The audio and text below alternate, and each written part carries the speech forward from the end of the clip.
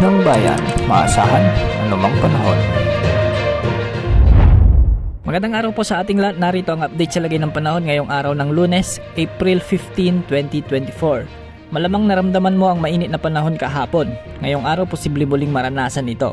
Ito ay dahil sa umiiral na easterlies o ang mainit na hangin mula sa karagatang Pasipiko. Ito ang posibleng magdala ng mainit o malinsangang panahon sa ating buong bansa at minsan ay may dalang maulap na kalangitan na may mga kalat-kalat na pag-ulan sa ilang lugar.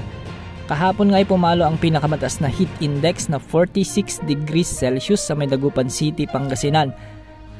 Ito na ang ikawalong araw na naitala ang pinakamataas na heat index sa nasabing lungsod sa buong bansa.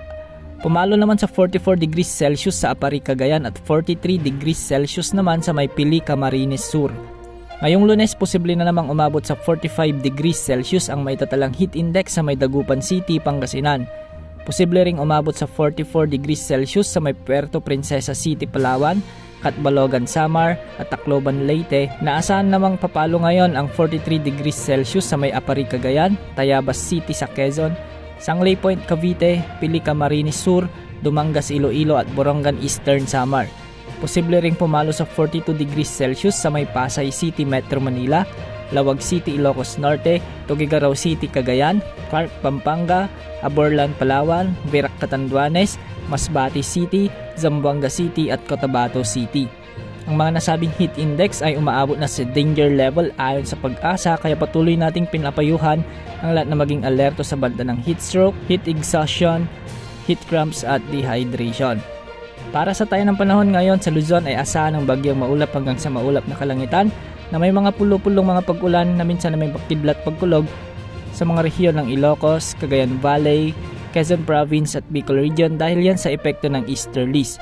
Sa natitirang bahagi ng Luzon ay magpapatuloy naman ang mainit na panahon na minsan ay may mga isolated rains sa ilang lugar.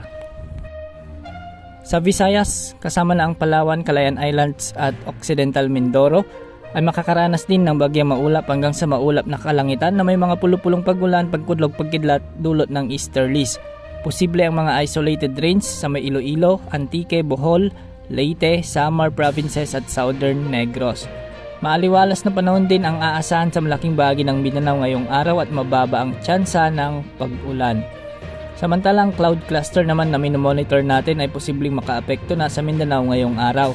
Bagamat mababa naman ang tsansa nitong maging low pressure area o bagyo, posible naman itong magdulot ng mga pag-ulan ngayon sa southern portion ng Mindanao, particular sa Davao Region, Sorsogon at Zamboanga Peninsula at ilang bahagi ng Surigao Provinces.